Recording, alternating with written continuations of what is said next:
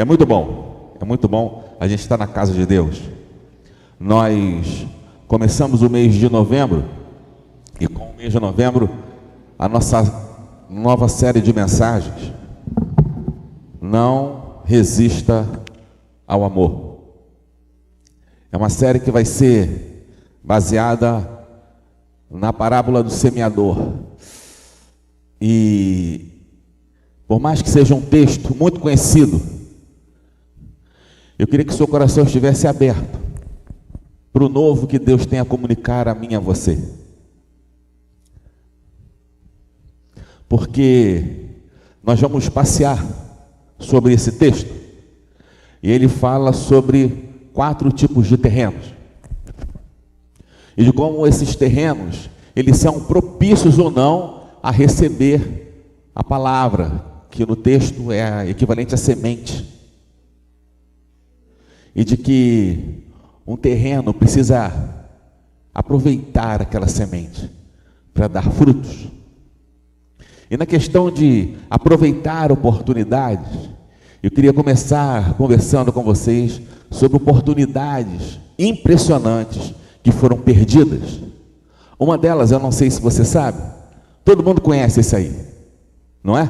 Eu não tive o privilégio de vê-lo jogar. Garrincha foi um gênio do futebol. Há quem diga que ele tenha jogado mais bola até do que Pelé. 2 vezes campeão do mundo com a seleção brasileira. Só que ele tinha as pernas tortas.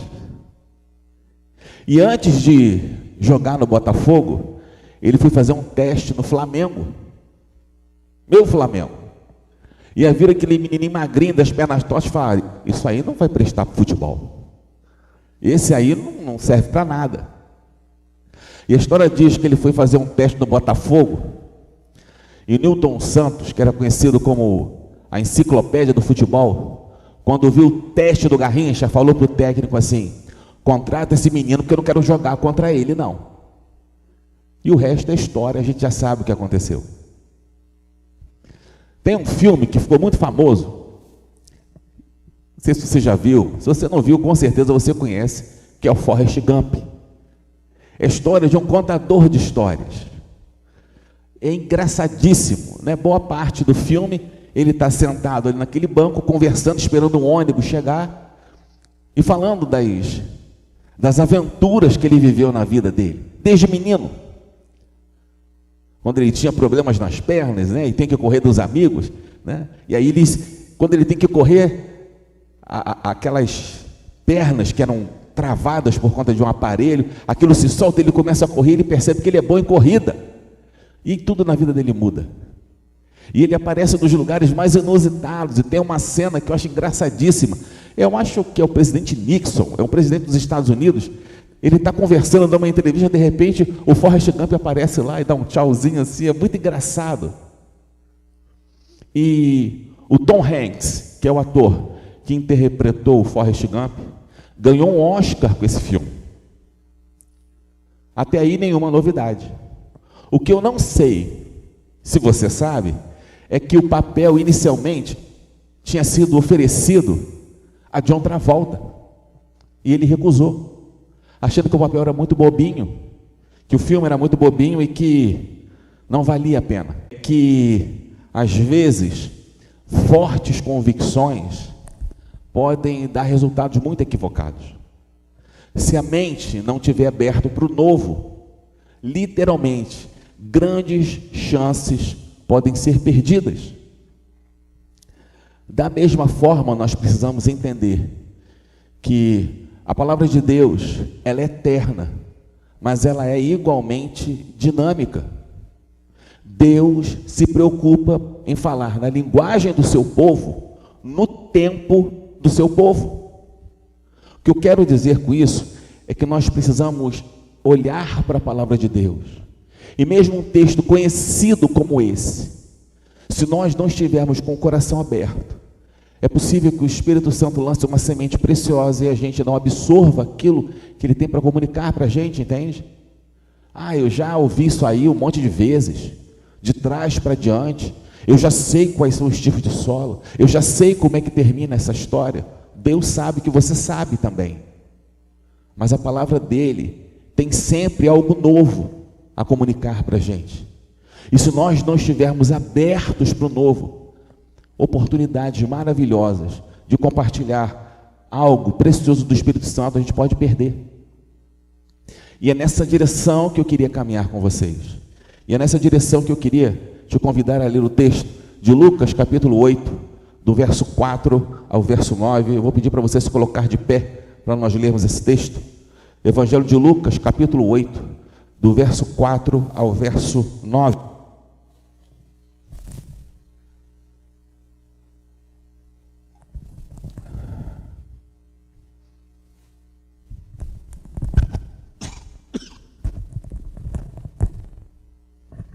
Te louvamos, Senhor, pela Tua palavra que é nova todos os dias e se renova todos os dias. Permita que esse texto, que a gente já ouviu tantas vezes, comunique ao nosso coração aquela porção nova que travesso a nossa caminhada. Comunica, Senhor, ao nosso coração a Tua vontade, em nome de Jesus. Amém. Acompanha comigo a leitura. Evangelho de Lucas, capítulo 8, do verso 4 ao verso 9. Afluindo uma grande multidão e vindo ter com ele gente de todas as cidades, disse Jesus por parábola: eis que o semeador saiu a semear, e ao semear, uma caiu à beira do caminho, foi pisada, e as aves do céu a comeram. Outra caiu sobre a pedra, e tendo crescido, secou por falta de umidade. Outra caiu no meio dos espinhos, e estes, ao crescerem com ela, a sufocaram. Outra, afinal, caiu em boa terra, cresceu e produziu a 100 por 1. Dizendo isto, clamou: quem tem ouvidos para ouvir, ouça. E os seus discípulos o interrogaram, dizendo: que parábola é esta? Você pode sentar. No primeiro século, o semeador, ele trabalhava dessa forma aí. Eu vou pedir para desligar essa luz aqui, por favor, por gentileza. Senão fica muito escuro ali. Eu não consegui achar uma imagem que fosse mais clara. Ainda ficou muito escuro, né? Mas ali tem um campo que já foi arado, e um homem, ele tinha uma bolsa ao seu lado, e ele andava por aquele campo arado, pegando naquela bolsa as sementes e jogando num formato de arco, para que a semente caísse na terra e pudesse germinar. E ele tinha habilidade suficiente para que aquele arco fosse basicamente o mesmo por onde ele passasse, o tamanho, né, do arco que ele lançava as sementes.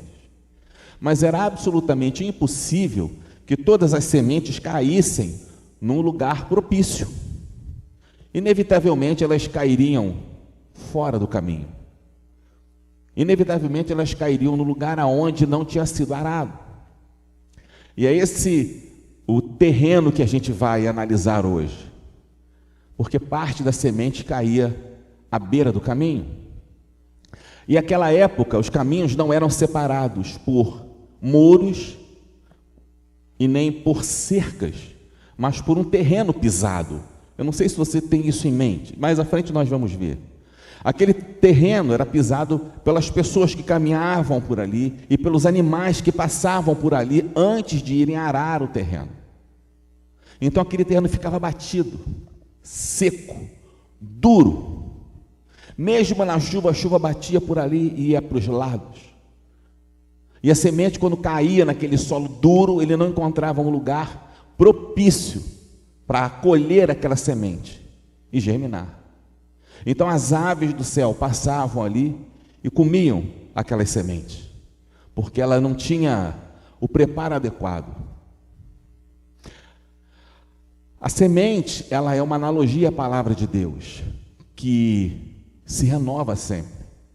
É uma palavra que tem a especialidade de ser vibrante, mas nós precisamos entender que se a palavra ela é vibrante, nós precisamos ouvir essa palavra que comunica ao nosso coração essa verdade eterna. Comunicar a verdade é uma responsabilidade de Deus e do semeador, seja ele quem for. Hoje sou eu, amanhã pode ser você. Mas ouvir a palavra e receber essa palavra é uma responsabilidade do solo, do coração de quem está ouvindo. E aí tem aquela diferença, né, de ouvir e escutar. Ouvir é uma ação mecânica, né? Você ouve porque eu estou te falando, vibra o seu ouvido interno e aí você está tendo um som que está entrando no teu ouvido. Agora, escutar depende de atenção. Você precisa estar ali focado no que você está ouvindo, na mensagem que está sendo colocada para você. E pensa no seguinte, pensa que um ano tem 52 domingos, o ano tem 52 semanas, pode acreditar. E aí imagine que você ouça um sermão por domingo, isso você vê a igreja só uma vez por semana. Em 10 anos você ouviu 520 sermões. Em 30 anos você ouviu 1.500 sermões. Então, inevitavelmente, uma hora, um texto vai se repetir, uma mensagem vai se repetir, e a gente pode ter a ideia equivocada de que não há nada novo a ser colocado para a gente, de que aquilo ali eu já sei de trás para diante, e a gente pode perder uma oportunidade preciosa de repente, no meio do sermão, no final do sermão, uma pérola preciosa que o Senhor preparou para comunicar ao nosso coração, a gente simplesmente não recebe, porque acha que não tem nada a ser acrescentado, que a gente já conheceu tudo. E esse é o sinônimo de um solo duro. Você percebe esse cenário? Ali você percebe que tem árvores, que tem um gramado verde e tem esses dois caminhos. Esse caminho é exatamente esse solo duro que fazia a divisão dos terrenos. Quando você olha essa imagem, você percebe que tudo aquilo ali é um terreno só. Tudo aquilo ali é um terreno só. Não são vários terrenos. É uma imagem de um terreno só. E dentro daquele terreno existem pequenas fatias de um solo duro que foi pisado, que foi marcado ao longo do tempo por pessoas caminhando ali. Então, o solo duro faz parte de alguns terrenos. E cabe a gente aprender e diagnosticar esses terrenos. Aonde é que estão as porções resistentes dentro do nosso coração à palavra de Deus? Por que o nosso coração, vez por outra, se torna tão duro, tão insensível àquilo que Deus está comunicando a gente? E aí, às vezes, a gente pensa assim, poxa, teve um tempo em que eu vim à igreja e a mensagem era tão vibrante e mexia tanto com o meu coração. E o que aconteceu? Por que isso mudou? Se você prestar atenção na parábola, há vários itens. O semeador, a forma de semear, a semente, o clima, mas nada disso é o foco da mensagem. O foco da mensagem é o solo, é o coração que precisa estar receptível à palavra de Deus, é o coração que não se sente profundo conhecedor da verdade ao ponto de não ter mais nada a compreender. O profeta Isaías fala que a palavra de Deus nunca volta vazia. João Calvino falava que toda vez que o pregador sobe ao púlpito para pregar a mensagem, pelo menos humildade o Senhor está nos ensinando. Isso significa, meu irmão, que se você vem à igreja e algo não entrou no seu coração, é porque o coração está duro, resistente à mensagem do Evangelho. E quando o solo se encontra resistente, John MacArthur fala, o coração se endurece contra o chamado da graça. O coração se endurece contra o chamado da graça. A mensagem que é apenas ouvida, ela não desce ao coração. E aí, nós nos tornamos pessoas insensíveis. Pode passar. Nos tornamos pessoas insensíveis. gente que simplesmente acha que não tem mais nada a ser comunicado, ou que já sabe já é o suficiente. Eu já estou um tempo bastante na igreja, eu já tenho conhecimento suficiente, não há nada que seja falado e que eu precise. Tudo que eu precisava ouvir, eu já ouvi. Eu venho na igreja, na verdade, não é nem porque eu preciso, é mais por um costume. E a gente se torna insensível à palavra de Deus, por vários motivos. Mas há um fato muito interessante que eu queria compartilhar com vocês aqui. Jesus aqui não está conversando com ateus. Jesus aqui não está conversando com gente que não conhece a sua palavra. A conversa com ele, a conversa nesse momento, é com gente que tem profundo conhecimento sobre religião. Ele está falando com fariseus e com essênios. Ele está falando com gente, com escribas e fariseus, perdão. Gente que tem profundo conhecimento de teologia. Gente que estava com a palavra de Deus na ponta da língua. Mas ainda assim, a mensagem de Deus não encontrou naqueles corações um lugar preparado para dar frutos. Philip Yancey diz no seu livro Decepcionado com Deus que há 3 perguntas que nós não temos coragem de fazer a Deus em voz alta. Deus é injusto? Deus está calado? Deus está escondido? E ele fala que essas perguntas são feitas quando nós nos encontramos decepcionados com Deus. E a decepção é fruto de uma frustração. Alguma coisa que aconteceu, ou algum sonho que não se realizou, ou alguma expectativa que nós tínhamos diante da vida, que literalmente deu errado. E aí a gente olha para Deus e pergunta: mas não é possível, você não está vendo a minha situação? Você não está vendo o meu coração? E aí será que você está escondido? E você não vê a realidade que eu estou vivendo? Será que diante da proposta tão doída que eu tenho trilhado, o Senhor não tem nada a me falar? E o coração da gente adoece. Salomão fala no Provérbios capítulo 13, verso 12, que a esperança que se adia adoece o coração. Quando nós temos expectativas que não são concretizadas ao longo do tempo, a gente acaba achando que Deus não está nem aí para a gente. A gente acha que Deus está falando para outras pessoas, que a mensagem dele pode até ser poderosa e eficaz, mas não para a gente. Porque se Deus realmente fosse amor e estivesse olhando para mim, a gente teria a nossa realidade transformada. E o coração vai ficando duro, sabe? Vai ficando duro, a terra vai ficando pesada, por decepções que se acumulam. E é evidente que esse tipo de decepção não acontece só com gente cristã, com nós que somos filhos da fé. Alguns corações estão e ficam endurecidos pelo tamanho da luta e pelo tempo que estão travando uma luta. Pô, é difícil mesmo. Eu tenho conhecidos que estão travando lutas há anos com familiares com câncer. E diante de um diagnóstico absolutamente adverso. E a gente olha para um cenário como esse e pode ter a ilusão de que Deus não está olhando para a nossa realidade.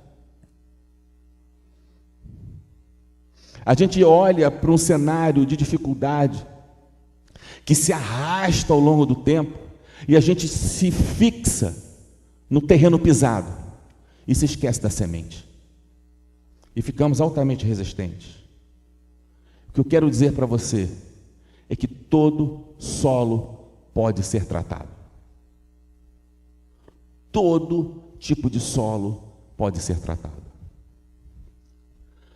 Quando fala em sertão nordestino, qual é a imagem que vem à sua mente? Sertão nordestino. A imagem que vem à minha mente é daquelas placas de solos duros, sabe? Que são rachados pelo sol. Essa é a imagem que vem à minha mente. Eu não sei se você sabe, mas há porções largas, enormes do sertão nordestino, que estão produzindo uva em grande quantidade. Você sabia disso? Sabia? Dona Glória sabe. Dona Glória, como diz minha mulher, é uma delícia. Não trouxe para mim, né? Bandida. Tem que trazer para mim. Sertão, irmãos. Juju, está com saudade de você. Aquela terra que era dura igual concreto. Era não. É dura igual concreto. Mas a terra foi mexida. Colocaram nutrientes na terra. E ela mudou. O que eu quero dizer para você, meu irmão, para você, minha irmã, que talvez você já esteja acostumado, sabe, a vir à igreja e a voltar para casa, acostumado com esse mecanismo de tomar banho a determinada hora. Quem gosta de tomar banho, né? Tem gente que não gosta também, não vou agredir você. Seria bom chegar cheirosinho, não fica ruim não. Aí você tem que tomar um café e eu saio de casa a tal horas, porque senão eu não vou me atrasar para chegar na igreja, aí eu tenho reunião, hoje tem plenária, eu volto para casa, e a gente se acostuma com um calendário, com uma agenda. A gente se desacostumou ao que diz o salmista: alegrei-me quando me disseram vamos à casa do Senhor. Aquela alegria que brota por nós irmos à igreja e compartilharmos de tudo aquilo que Deus fez com a gente. A igreja virou uma mesmice. E a gente está acostumado a ver bancos vazios e achar assim, isso não vai mudar nada. Há quantos anos isso é assim? Da mesma forma, talvez você esteja com uma decepção profunda na sua alma, por uma dor que você não esperava. E tem pancadas que a gente recebe que desestruturam a gente. Tem problemas que a gente sabe que precisa de solução, mas ele é tão grande, que a gente tem vontade de fazer igual criança, sentar e chorar. E agora? O que eu faço? Situações aonde nós, pela nossa própria habilidade, pelas nossas próprias condições, a gente não consegue vislumbrar uma solução. O que eu quero dizer para você é que a gente precisa cavar lá fundo a nossa alma e jogar para fora toda essa desesperança e jogar no coração a semente preciosa do Evangelho, porque ele pode fazer esse solo ser fértil de novo. Existe uma alegria preparada para você, acredite nisso. Isso não é história da carochinha.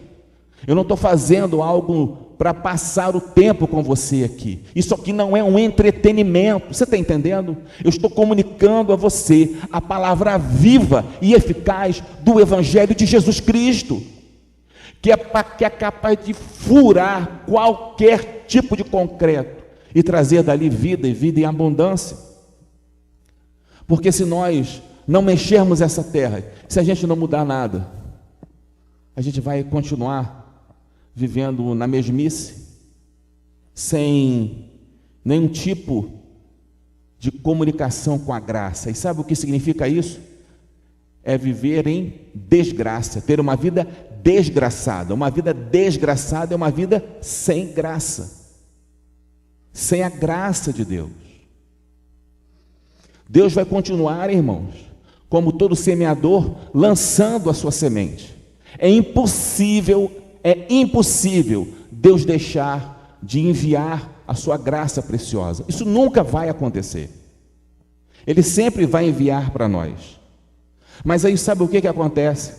Às vezes o nosso coração está tão endurecido, às vezes nós estamos tão acostumados com o tradicionalismo de estar na igreja por estar na igreja, que acontece com a gente o que aconteceu com os discípulos no versículo 9. Eles chegam para Jesus e falam assim, mas o que é isso que você está falando? Não estou entendendo. Foi exatamente isso que os discípulos falaram para Jesus. Homens que caminhavam ao lado da graça abundante, não conseguiam entender dessa graça. E nós precisamos entender isso, porque a vida que o Senhor tem para nos dar é de uma preciosidade que nós não somos capazes de entender. Nós não conseguimos decifrar todos os códigos que Deus tem para nós em relação à nossa própria existência. E nós precisamos nos atrever a deixar que essa graça nos conduza. Nós precisamos nos atrever a deixar que essa graça invada a nossa alma e diga para mim e para você assim: sim, é possível fazer o novo de novo hoje.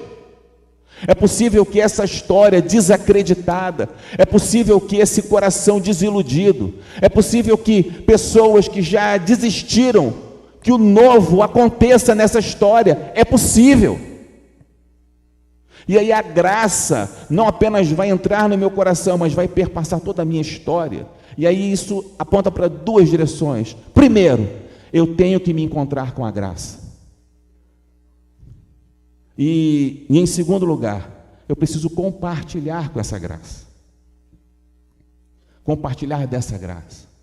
As nossas vidas e a nossa igreja não vai mudar se esses movimentos não acontecerem. Não há coração endurecido que não possa ser transformado pelo Espírito Santo de Deus. Não há. Não há história, por mais desgraçada, sem graça, que não possa dar frutos. E sabe o que é dar fruto? Dar fruto é chegar para alguém que está vivendo a mesma dor que você. Dar fruto é chegar para alguém que perdeu a esperança e dizer assim: eu conheço a sua história, eu sei a sua dor, e eu sei que há uma solução, porque eu provei dessa solução. Eu sei que há uma proposta, e eu me lancei nessa proposta. Eu estou provando o novo na minha história também. A razão de ser da semeadura é encontrar um solo fértil que produza grandes e maravilhosos frutos. Mas o que é um solo fértil para a palavra de Deus? O que é um coração fértil para a palavra de Deus? Há o equívoco de nós imaginarmos que isso seja conhecer muito da sua teologia, de conhecer muito da sua doutrina. Isso é bom? É bom. Mas não é isso que vai fazer com que você dê frutos para a eternidade. O apóstolo Paulo era um profundo conhecedor de teologia, profundo conhecedor de religião, mas tinha um coração duro para o evangelho. Foi preciso um encontro genuíno para que aquela vida fosse transformada.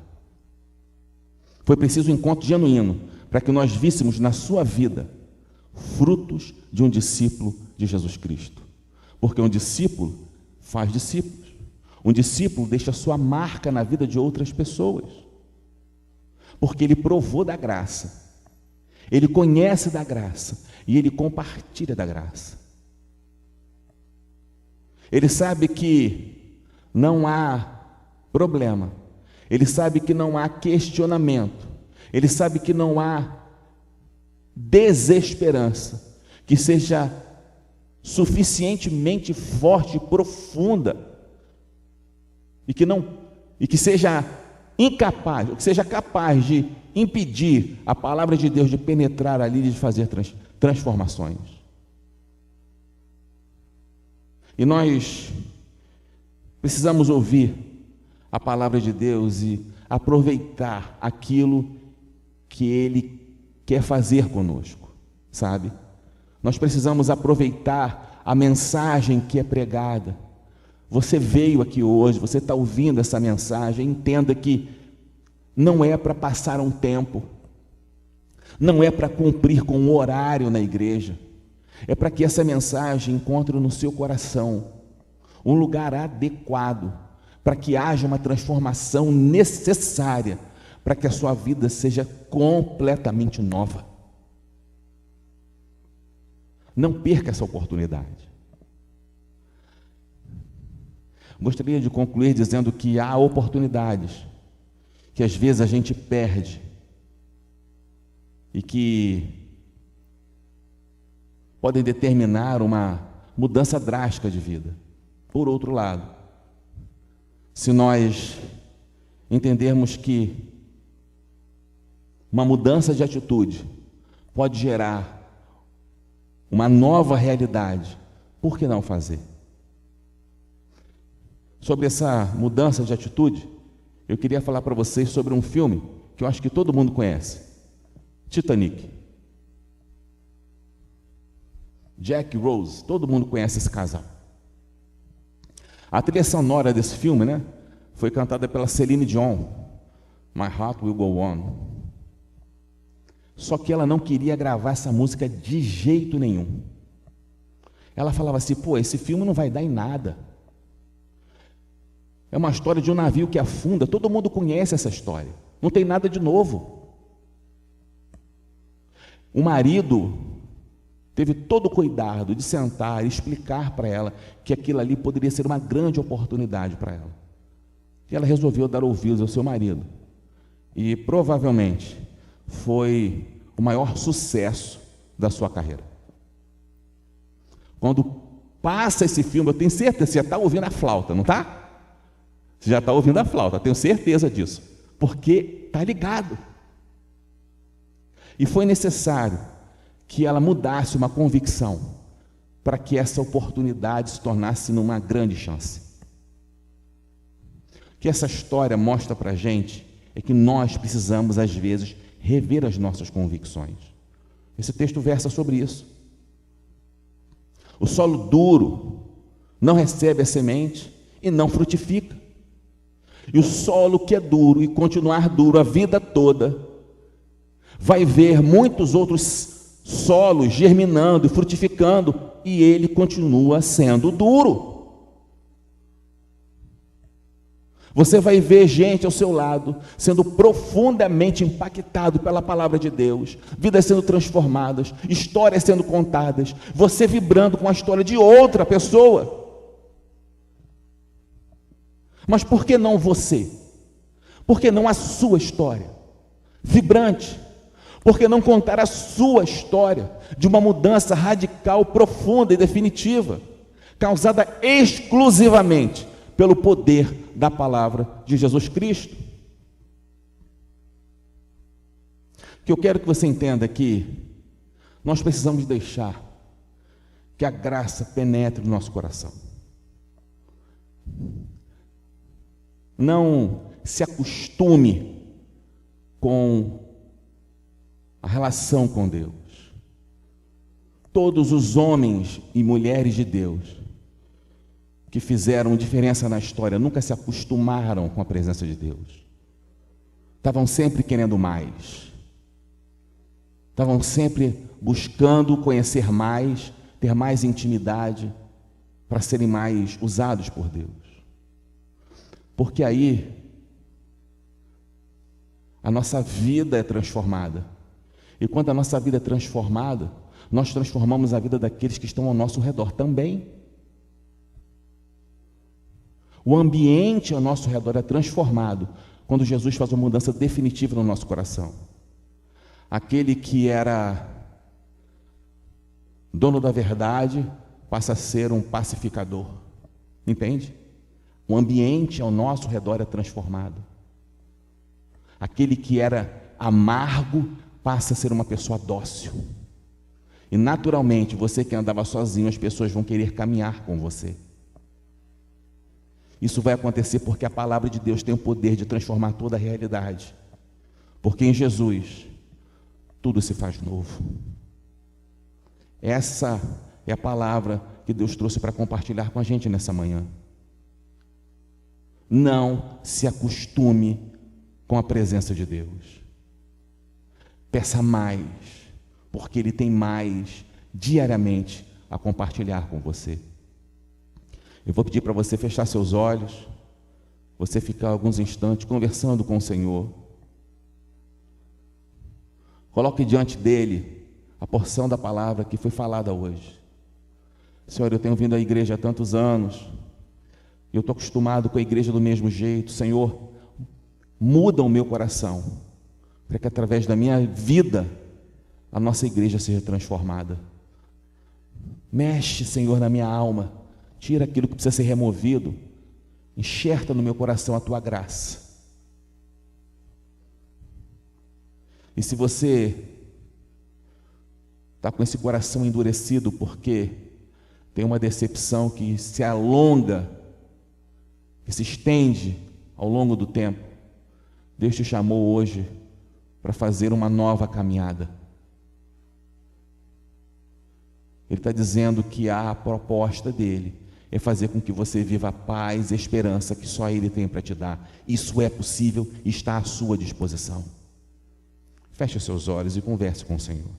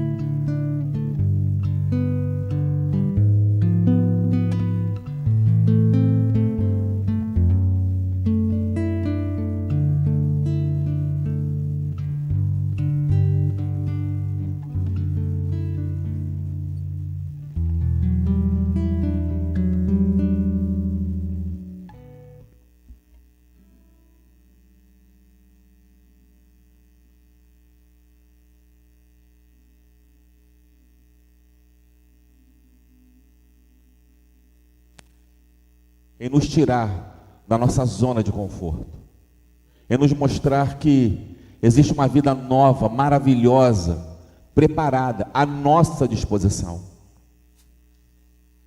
O Senhor quer que a gente aproveite, que a gente desfrute de uma vida plena, que a gente tenha essa ousadia de entregar em Tuas mãos, Senhor, a nossa história, remover do nosso coração, colocar de lado aquilo que nos impede, aquilo que atrapalha os nossos olhos de mirar na Tua graça perfeita, porque essa graça é capaz de fazer tudo novo, tudo, Senhor. Aquele que está em Cristo é nova criatura, as coisas velhas ficaram para trás, Eis que tudo se fez novo. É esse novo que nós queremos experimentar, Senhor. Elimina do nosso coração tudo aquilo que nos impede de absorver a graça preciosa de Jesus. E é que através das nossas vidas, o nosso comportamento alterado, as nossas relações sejam transformadas, a nossa igreja seja transformada, e a gente escreva uma nova história, cheia da graça de Deus, e para o louvor da Tua glória, Senhor. Essa é a oração que fazemos no precioso e único nome de Jesus, o nosso Salvador.